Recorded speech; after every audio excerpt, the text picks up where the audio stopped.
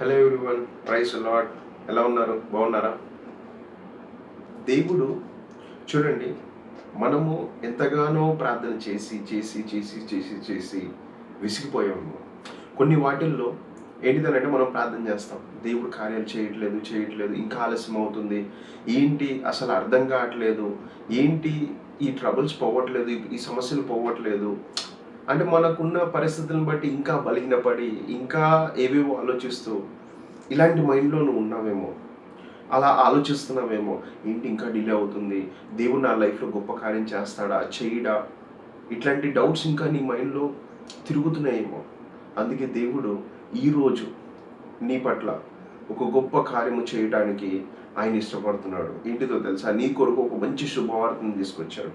ఒకసారి మనం చూస్తే కీర్తనల గ్రంథము 138 అధ్యాయము 3వ వచనం. Psalms 138 verse 3.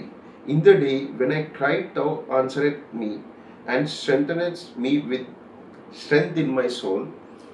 నేను మొరపెట్టిన దినమున నీవు నాకు ఉత్తరం ఇచ్చితివి, నా దేవుడు దావీదు భక్తుని ద్వారా ఒక మాట మాట్లాడుతున్నాడు. ఏంటిదో తెలుసా?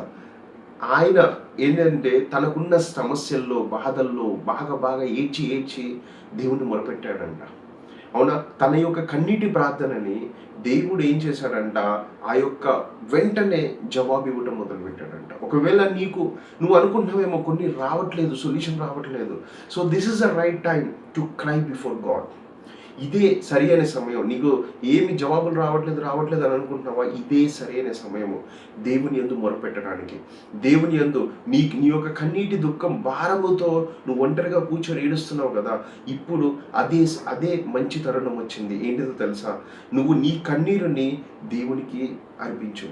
దేవుడు నీ పట్ల గొప్ప కార్యము చేయబోతున్నాడంట. ఎలాగైతే దావీదు పట్ల చేశాడో అలాగే నీ జీవితంలో చేయబోతున్నాడు. నీ పట్ల అనేక కార్యాలు జరగబోతున్నాయి. So praise God. దేవుణ్ణి ఎప్పటికీ మర్చిపోవద్దు. ఆయనని ప్రార్థించడం మర్చిపోవద్దు, ఆయనని నమ్మటం మర్చిపోవద్దు. విశ్వాసముతో నడువు. దేవుని పట్ల గొప్ప కార్యం చేయబోతున్నాడు. ఆమేన్.